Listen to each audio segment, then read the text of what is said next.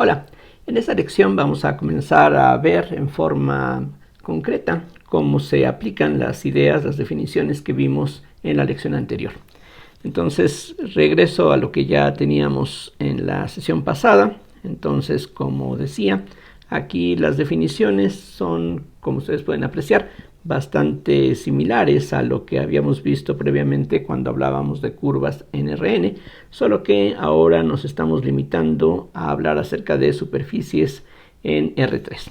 Entonces tenemos por una parte un cierto dominio en el plano V, que sería pues una región de R2, y aquí estamos llamando con phi, aunque la notación es bastante variable en los textos. Aquí lo único que necesitamos es un mapeo que vamos a imponerle, como ya se dijo, la condición de regularidad, que significa que las derivadas parciales de phi con respecto a u y con respecto a b no sean colineales, es decir, que el producto cruz de estos dos vectores sea diferente de cero.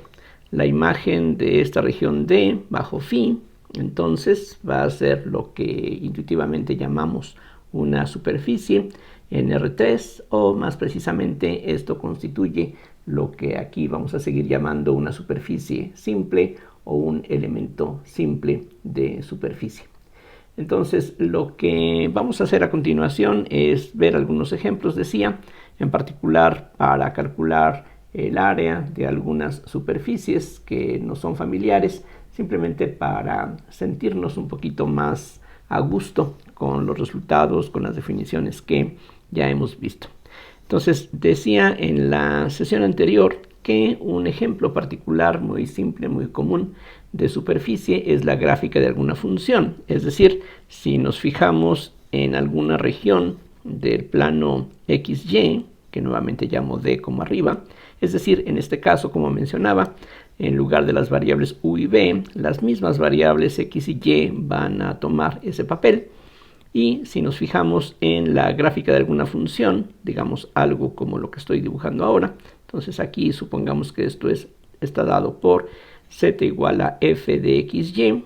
Bueno, tal como vimos en la sesión anterior, uno puede, en este caso, definir la función phi de una manera muy sencilla. Lo que hacemos es, a cualquier punto de esta región D, asociarle el punto de R3 dado por la misma pareja de valores x y y junto con la z que está determinada por la función f. Es decir, en este ejemplo, la phi de xy nos da nuevamente x y y ahora aquí agregamos en el lugar de la z el valor de la función f. Aquí la única condición que necesitamos es que esta f sea una función diferenciable, no necesitamos más. Ya con eso, como veíamos en la sesión anterior, resulta que esta phi es un mapeo regular, o lo que estamos aquí obteniendo como la gráfica de la función sería un ejemplo de una superficie simple.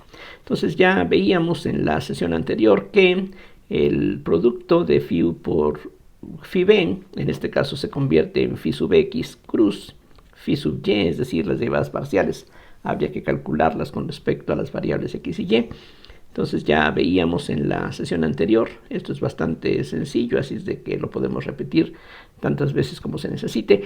La derivada parcial de phi con respecto a x se obtiene simplemente derivando entrada por entrada con respecto a x estas funciones. Eso entonces nos da 1, 0, y la parcial de f con respecto a x. Similarmente, phi sub y sería 0, 1, f sub y, donde los subíndices indican derivación parcial. Entonces, como veíamos, la primera componente de este producto cruz, haciendo el desarrollo por menores de este determinante a lo largo del primer renglón, eso nos da menos fx, posteriormente menos fy y finalmente 1. Entonces aquí vean ustedes, el vector que se obtiene nunca es 0, y lo que también se puede apreciar es que este vector va a estar siempre apuntando hacia arriba, debido a que la tercera componente va a ser siempre positiva. Y como mencionaba en la sesión pasada, y esto lo vamos a ver nuevamente más adelante cuando hablemos de las integrales de superficie de campos vectoriales, aquí este vector que hemos construido de esta manera es un vector normal a la superficie, cosa que, como señalaba, les puede resultar familiar del curso de cálculo diferencial en varias variables. Entonces, ya decíamos que uno puede definir o construir, calcular el área de una superficie simplemente como la integral sobre D de la norma del producto en general cruz de phi sub u cruz phi sub b de u de b.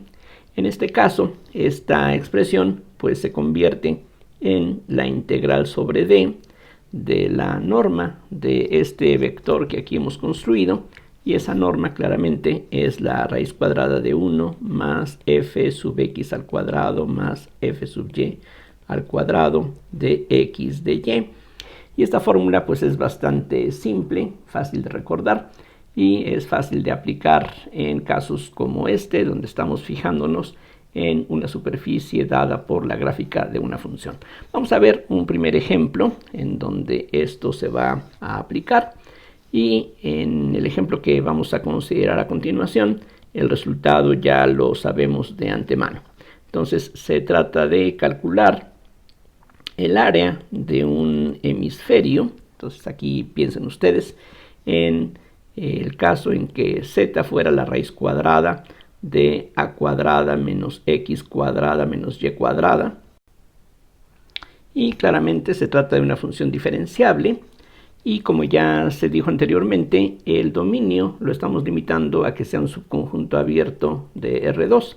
De esta manera, lo que vamos a suponer en este caso es que el dominio que nos interesa es el conjunto formado por las parejas de R2 con la condición de que x cuadrada más y cuadrada sea menor que a cuadrada. Es decir, es el interior de un disco de radio A centrado en el origen.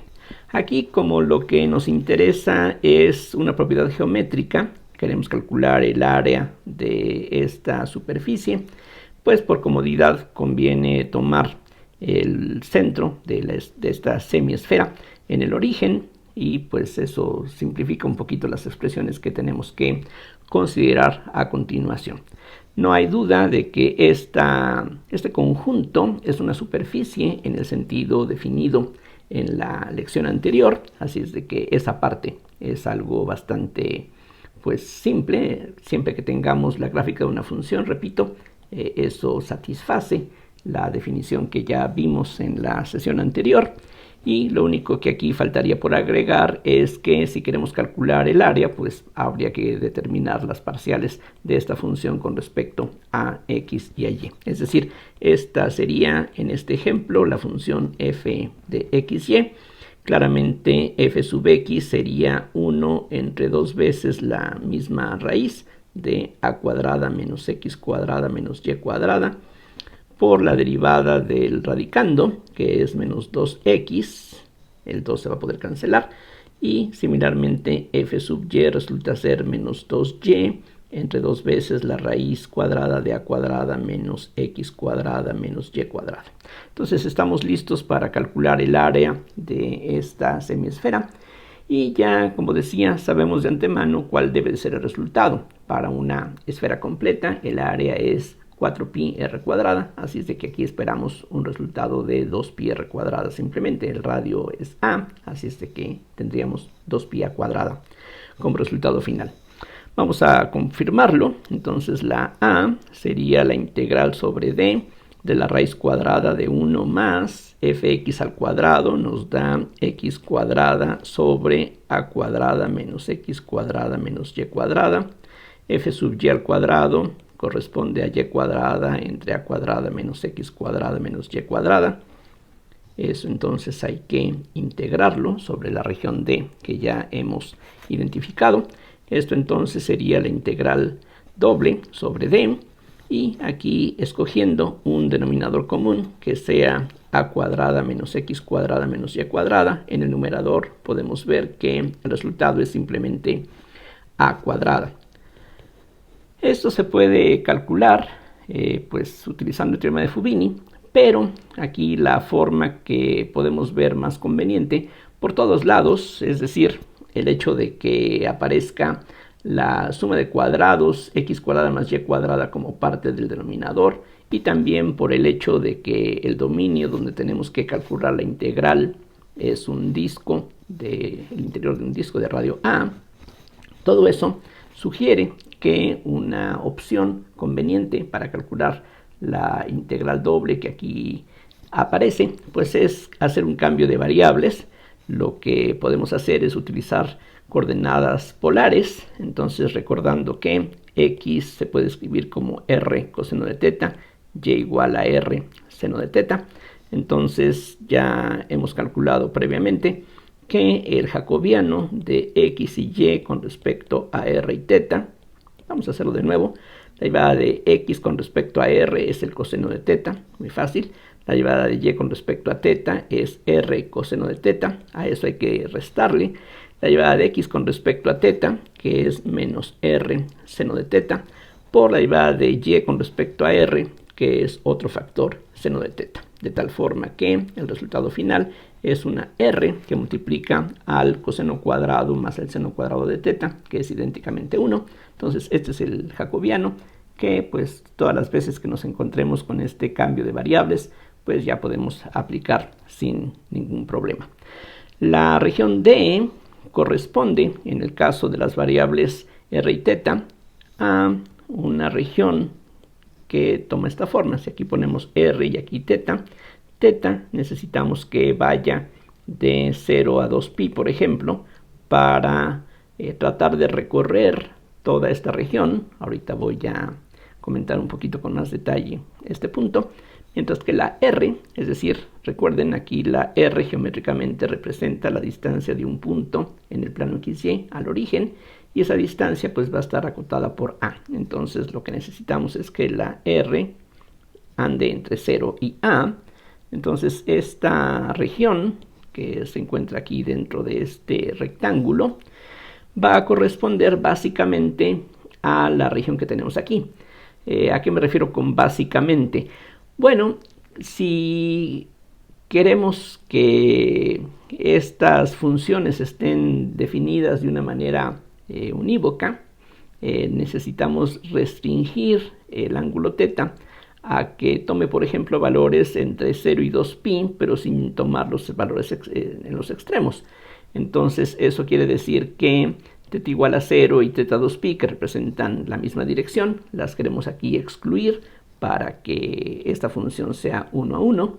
Y lo mismo pasa con r igual a 0. El punto con r igual a 0 tiene un ángulo teta indefinido. Así es de que lo que conviene hacer es fijarnos en un rectángulo que no incluya al borde. Eso quiere decir que lo que vamos a obtener bajo esta transformación no es todo este disco en realidad, sino que sería el interior del disco, además eliminando, por ejemplo, este segmento entre el origen a lo largo del eje X, que estaría pues eliminado si no permitimos que teta llegue a 0 ni a 2pi.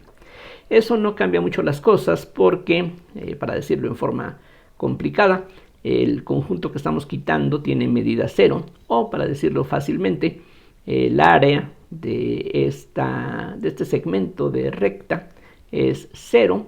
Si lo bueno, y por lo mismo no va a cambiar las cosas en relación con el resto de la integral que estaríamos calculando sobre el interior de este rectángulo. Entonces son detalles que, bueno, también más adelante vamos a seguir encontrando con las parametrizaciones que estemos definiendo, que, digamos, siendo un poquito más estrictos, pues sería algo preocupante, pero pues en la práctica no nos fijamos mucho en esos pequeños detalles, simplemente pues considerando que son un tanto irrelevantes en la práctica. Aquí pues simplemente pues señalo por lo menos este punto, y en forma estricta tendríamos que ser un poquito más cuidadosos a ese respecto. Entonces el área se va a poder calcular de esta forma. Vean que aquí para esta región rectangular los límites son bastante fáciles de establecer. Sobre r tendríamos que ir de 0 a a, sobre teta habría que ir de 0 a 2pi. Aquí vean que no nos preocupa mucho, no nos molesta que en este rectángulo la r no llegue hasta a o hasta 0, o que θ no llegue hasta 0 ni hasta 2pi. Aquí el eliminar esos puntos en los extremos de los intervalos, digamos, tendría aquí como idea básica que eso no va a modificar el valor de la integral. La función que tendríamos que integrar entonces sería esta función que aquí escribo, la raíz cuadrada de a cuadrada entre a cuadrada menos r cuadrada, recordando que x cuadrada más y cuadrada es r cuadrada, entonces eso nos permite hacer esa sustitución. Y ahora hay que recordar también que este producto de diferenciales se sustituye por el jacobiano, que aquí ya hemos determinado, por el producto de las nuevas variables, que en este caso son r y θ. Y pues entonces esta sería la integral que tenemos que calcular. En este ejemplo, como en muchos otros donde aparecen las coordenadas polares, sucede que la integración se puede hacer en cualquier orden. Aquí lo que podemos efectuar primero es la integral sobre θ en realidad. Aquí el intercambiar el orden de las integrales no cambia para nada los límites de integración. Así es de que de la integración sobre θ obtenemos un factor de 2pi. Y lo que podemos hacer además es separar esta raíz cuadrada como el cociente de las raíces. La raíz cuadrada de a cuadrada es a, pensando que la a es positiva. Y lo que nos queda simplemente es la integral de r sobre la raíz de a cuadrada menos r cuadrada de 0 a a. Y ahora se ve conveniente hacer otro cambio de variable. Por ejemplo, tomar una w que sea a cuadrada menos r cuadrada, de tal forma que la diferencial de w resulta ser menos 2r de r, y con eso el área que estamos calculando sería 2πa por la integral. Ahora en lugar de r de r tendríamos dw sobre menos 2, y en lugar de la raíz de a cuadrada menos r cuadrada tendríamos simplemente la raíz de w. Los límites de integración los podemos transformar.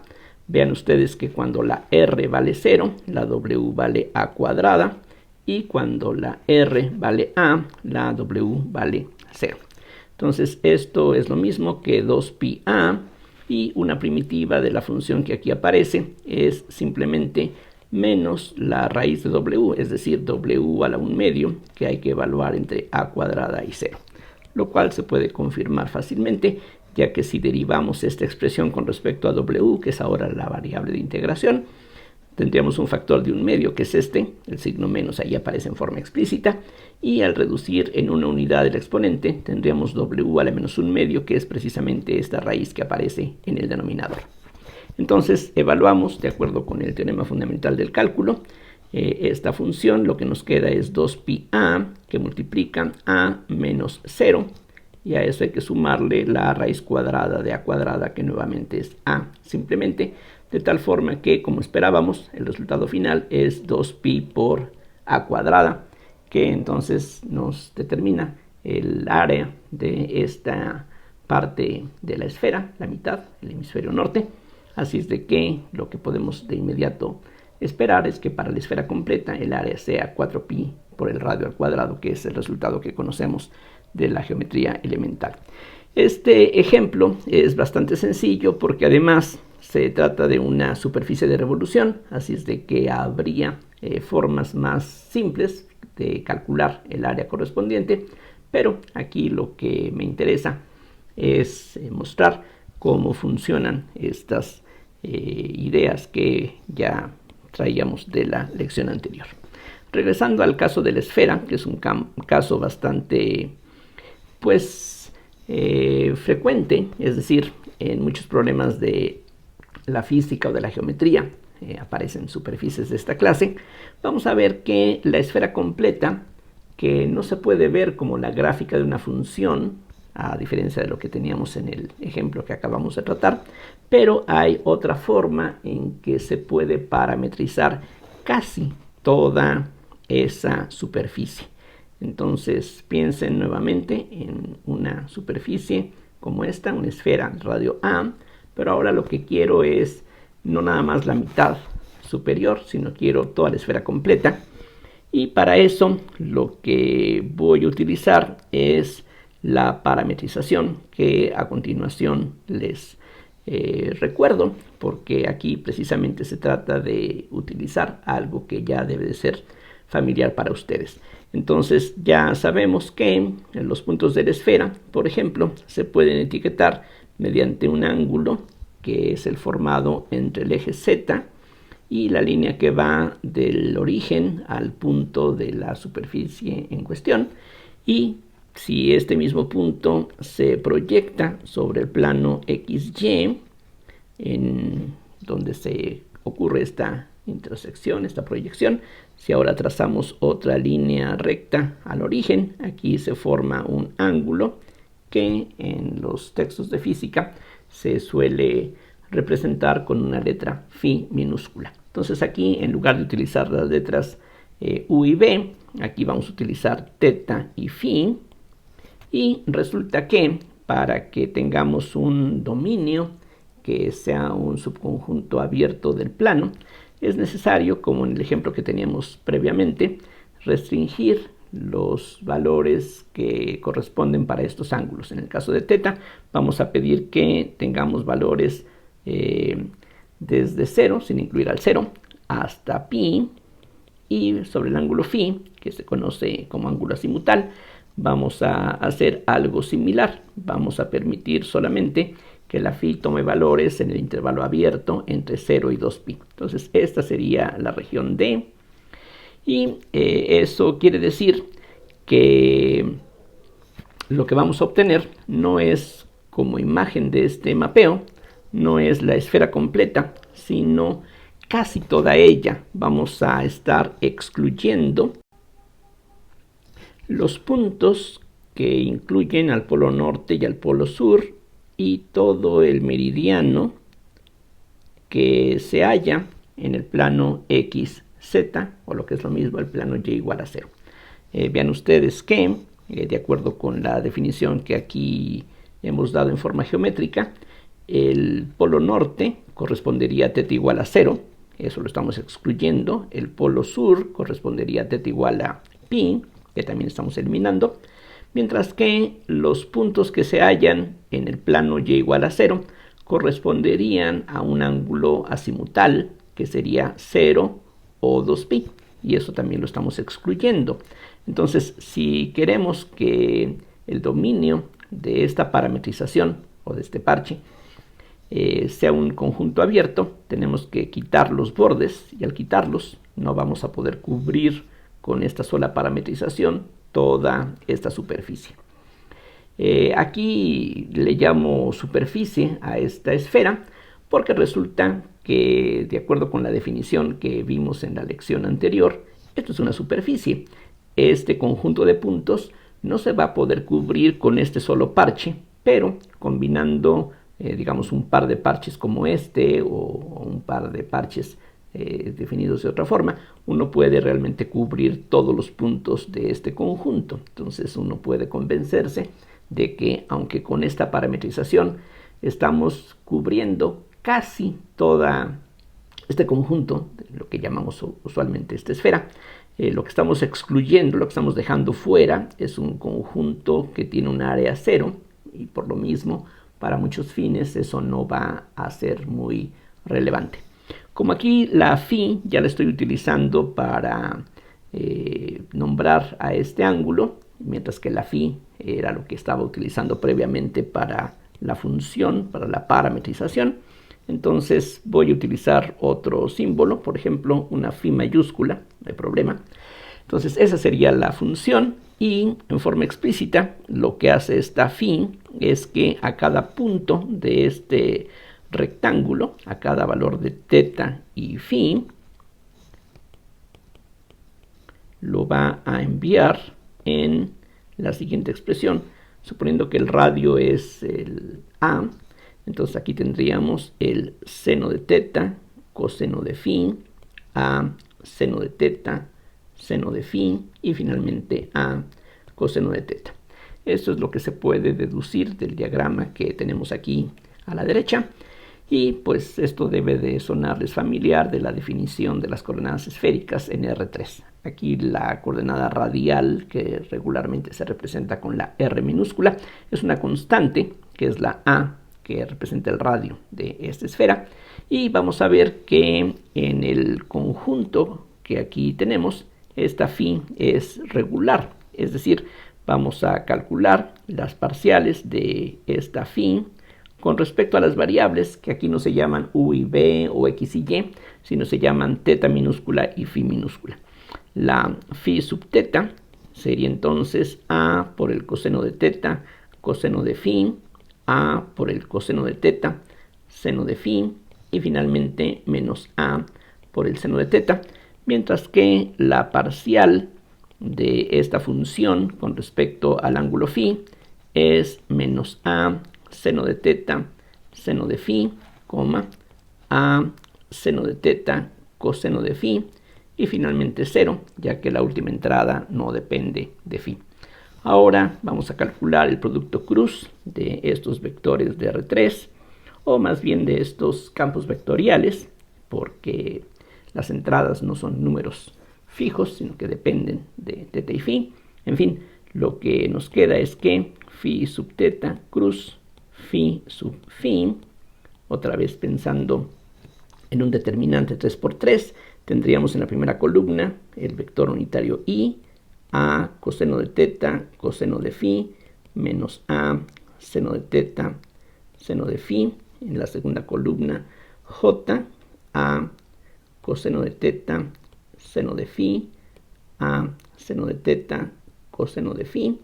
Y finalmente el vector unitario k, menos a seno de teta, 0. Y ahora otra vez hacemos el desarrollo por menores a lo largo del primer renglón. Y lo que queda como primera entrada entonces es este por este, queda 0, menos este con este, que nos da un a cuadrada, seno cuadrado de teta, coseno de phi. La siguiente entrada se construye fijándonos en el menor correspondiente a la j, pero cambiando los signos de acuerdo con la regla. Así es de que lo que vamos a tener es este por este, que nos da a cuadrada seno cuadrado de teta, a cuadrada seno cuadrado de teta, seno de phi, menos este por este, que es 0. Y finalmente la última entrada nos da a cuadrada seno de teta, coseno de teta, que multiplicaría a un coseno cuadrado de phi más seno cuadrado de phi, que es idénticamente 1. Así es de que esto es todo lo que queda. Aquí es conveniente factorizar un factor común, que es a cuadrada, si ustedes gustan, seno de teta, que multiplica a un seno de teta coseno de phi, a un seno de teta seno de phi, y finalmente al coseno de teta. Prácticamente aquí podemos notar que esto que está multiplicando a este factor es casi lo que está aquí originalmente. Esto, digamos, no es extraño. Otra vez recuerden, el producto cruz de estas derivadas lo que nos da, geométricamente hablando, es un vector normal a la superficie, y aquí la dirección normal es la dirección radial. Y precisamente un vector radial sería colineal con el vector de posición de este punto. Entonces, por eso es que esta expresión y la que hemos obtenido del producto cruz están relacionadas de esa forma simple. Lo que nos interesa para saber si efectivamente se cumple la definición de una superficie simple es que esto sea diferente de 0. Y lo que podemos ver es que esta combinación puede ser 0 cuando, por ejemplo, el seno de teta vale 0. Pero eso está imposibilitado por el hecho de que el seno de teta vale 0 en teta igual a 0, en teta igual a pi, que son precisamente los bordes aquí a la izquierda y a la derecha de este rectángulo, los cuales estamos excluyendo. Entonces, aquí definitivamente, entre otras cosas, gracias a la forma como hemos definido esta región, este mapeo que aquí está dado en forma explícita es un mapeo regular, y entonces por lo menos la imagen de phi, que es casi toda la superficie de la esfera, sería una superficie simple, y la parte que falta se puede cubrir también de una manera similar, haciendo pues que la esfera completa satisfaga la definición de superficie que habíamos visto en la sesión anterior. Vamos a calcular ahora, aquí pues aprovechando lo que ya tenemos, el área de la esfera completa directamente con las expresiones que ahora hemos obtenido. Entonces lo que tiene que ocurrir es que el área de esta figura tiene que ser la integral sobre D, que es el rectángulo que ya indicamos arriba, de la norma de este vector. Aquí lo escribo para que quede claro. Sería la norma de phi sub teta cruz phi sub phi, y en este caso sería cosa de integrar sobre teta y phi. Entonces la norma de este vector sería el valor absoluto de este factor, el cual pues coincide con esta función, porque como teta está limitado a valores entre 0 y pi, en ese intervalo el seno es positivo, así es de que el valor absoluto de esta función es el mismo valor de la función, así es de que esto sería la integral. De una vez podemos ir indicando los límites de integración. Vean que como la región es un rectángulo, el orden en que hagamos la integral no va a influir en los límites de integración.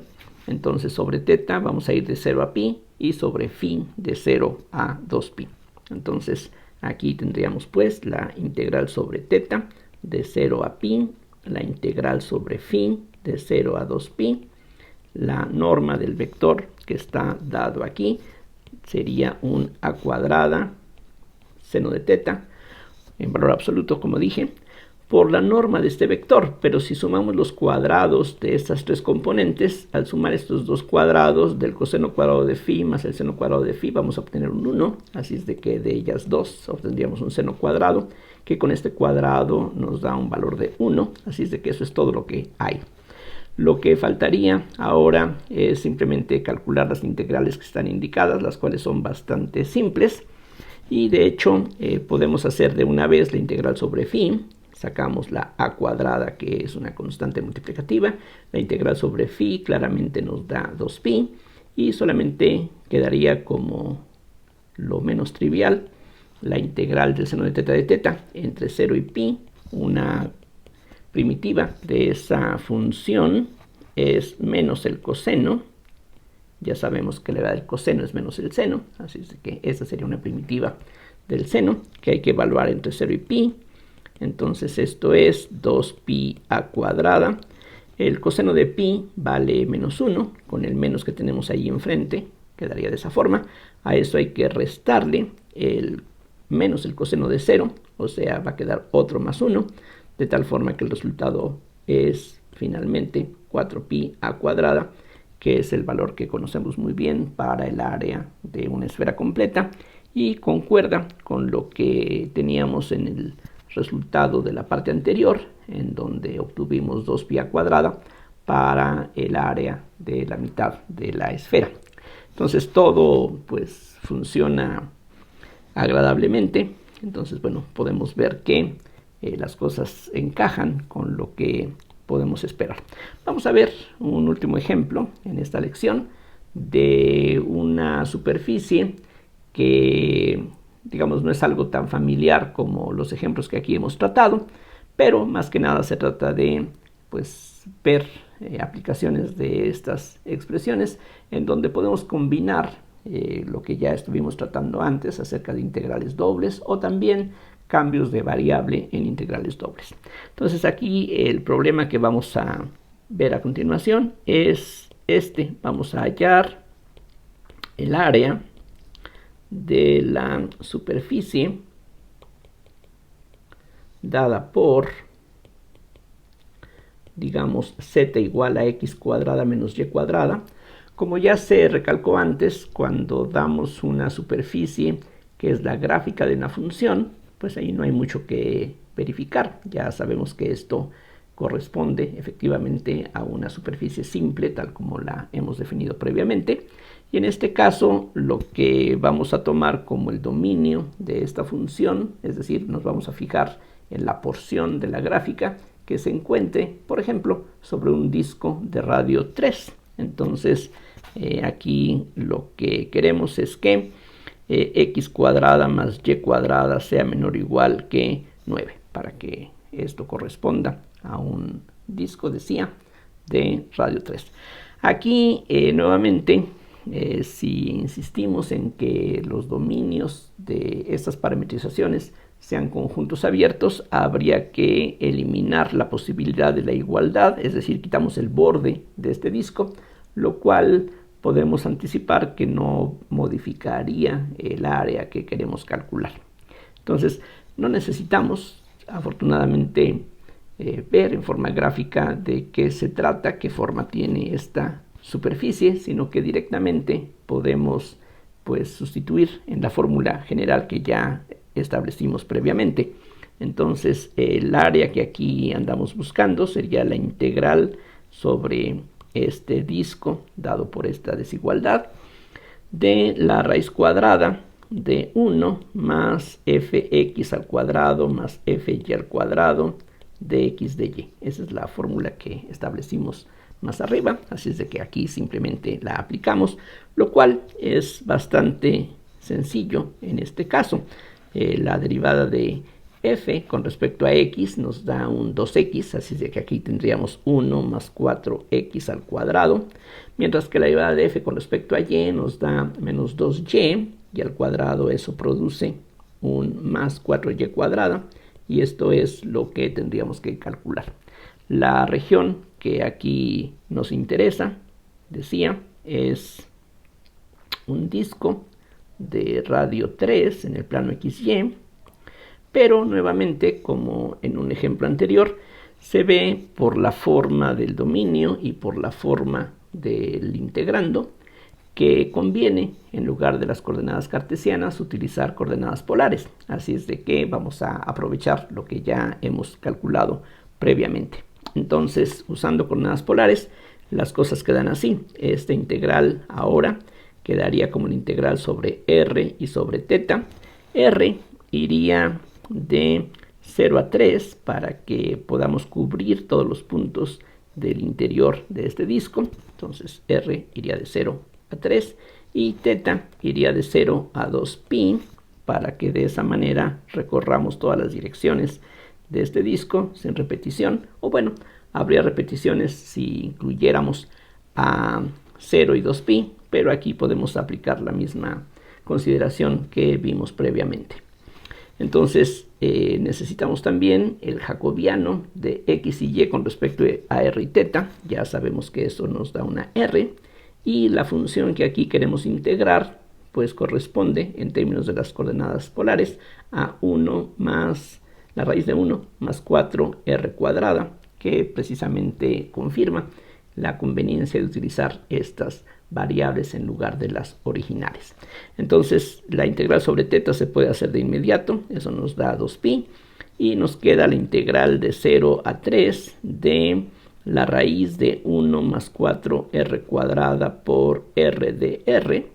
Así es de que, en forma adicional al cambio de variables que ya hicimos al sustituir las cartesianas por las polares, aquí podemos hacer otro cambio de variable más, o podemos no hacerlo. Inclusive con la práctica, uno a simple vista puede ver cuál es una primitiva de esta función. Pero bueno, para no arriesgarnos a tener algún error, vamos a definir w como todo lo que está dentro del radical. Va a ser 1 más 4r cuadrada, de forma que de w corresponde a 8r de r.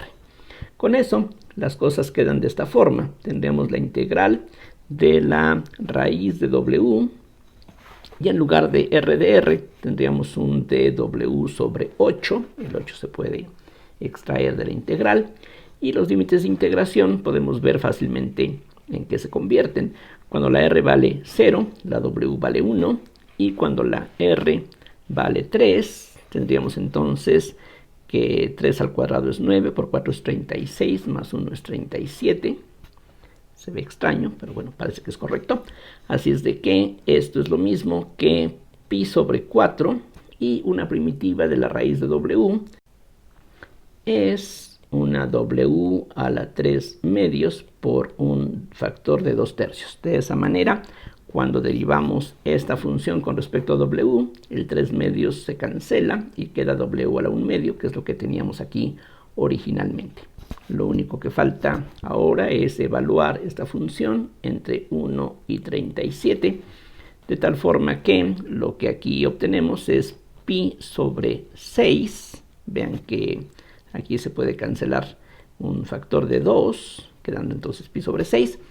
Y esto va a multiplicar a la diferencia de 37 a la 3 medios, es decir, 37 raíz de 37, menos 1 a la 3 medios, que es simplemente 1. Entonces, esa sería una forma de expresar en forma exacta el resultado que aquí estamos tratando de establecer. Entonces, el área de esa superficie sería este número que aquí está dado.